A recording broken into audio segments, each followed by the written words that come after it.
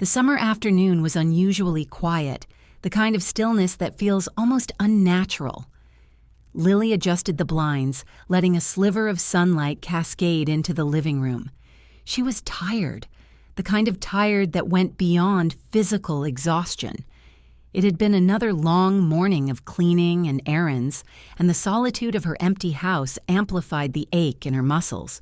Her husband, Greg, had left for work hours ago, leaving her alone in their sprawling suburban home. It wasn't loneliness she felt, not exactly. It was more like the absence of something she couldn't quite name. When the doorbell rang, she wasn't expecting anyone. She opened the door to find her nephew, Caleb, standing there with his easy grin.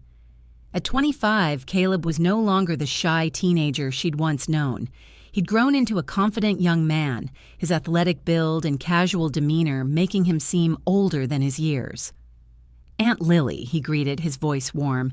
"You look exhausted. Can I help with anything?" Lily hesitated. "I'm fine," she replied, though her body betrayed her words with a slight slump of her shoulders. "Come on," Caleb insisted, stepping inside. "Let me at least help you relax. You're always doing too much." Before she could protest, Caleb had taken her hand, guiding her to the couch. "Sit down," he said, his tone soft but firm. "You need this." She wasn't sure how it happened, but moments later, Caleb's hands were on her shoulders, kneading the tension from her muscles. His touch was confident, almost professional, and she let out an involuntary sigh of relief. "That's better," Caleb murmured. "You're always so strong for everyone else. Let me take care of you for once." Lily smiled faintly. "You're sweet, Caleb, but I'm fine, really." His hands paused for a moment, and she felt him lean closer. "You deserve to feel good, Aunt Lily," he said quietly, his breath warm against her ear. Something about his tone made her heart race. She told herself it was innocent, that she was overthinking it. But when his hands moved lower, brushing the curve of her back, her body tensed. The air between them felt heavy, charged with something unspoken. "Caleb," she began, her voice wavering, "I think that's enough." He pulled back immediately, his expression unreadable. "Of course," he said, standing up. "I didn't mean to make you uncomfortable." But the look in his eyes told a different story, one that sent a shiver down her spine. Over the next few days, Lily tried to put the incident out of her mind. Caleb had always been like family to her. Surely she was imagining things, but his visits became more frequent, his demeanor more familiar. There was an intensity in the way he looked at her now, a quiet boldness that made her feel exposed. One afternoon, as she stood at the kitchen sink, Caleb appeared behind her. She hadn't heard him come in, and his sudden presence made her jump. "Sorry," he said with a smile, holding up a basket of fresh vegetables. "Thought I'd surprise you. Let's make dinner together." Lily forced a laugh. "You don't have to keep spoiling me, Caleb." "I like helping you," he replied simply, setting the basket down. "You deserve it." They cooked side by side, the air between them charged with a tension Lily tried desperately to ignore. At one point, their hands brushed as they reached for the same utensil, and Caleb didn't pull away.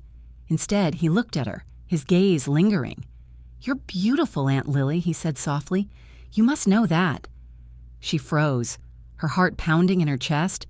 "Caleb, that's inappropriate," she said firmly, stepping away. "You can't say things like that." "Why not?" he asked, his voice calm. "It's the truth." That night, Lily couldn't sleep. Her mind replayed Caleb's words, his touch, the way he looked at her. She felt a confusing mix of emotions, flattery, guilt, fear. Part of her wanted to confront him, to set clear boundaries. But another part of her, the part that had felt invisible for so long, was hesitant. The next morning, Caleb arrived unannounced again. This time, he brought coffee and pastries, his easy charm disarming her. "I thought you could use a pick-me-up," he said, handing her a cup. "You didn't seem yourself yesterday." "Caleb," she began, her tone serious, "we need to talk." But he cut her off.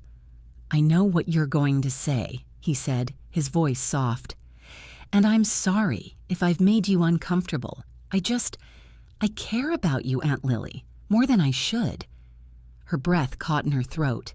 "You're my nephew," she said, her voice barely above a whisper. "This isn't right." "I know," he replied, his eyes filled with emotion, "but I can't help how I feel, and I don't think you can either." As the weeks went on, the tension between them became unbearable. Caleb's visits were both a source of anxiety and anticipation. Lily found herself avoiding him, but he always seemed to find a way back into her orbit.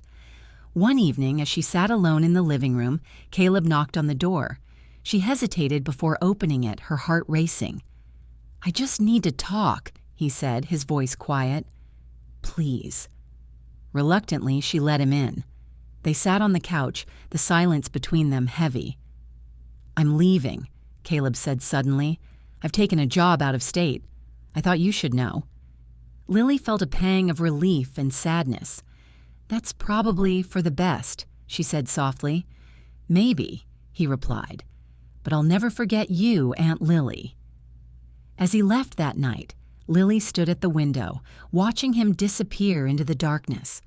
The weight of their unspoken connection lingered, a reminder of the fragile line they had danced along.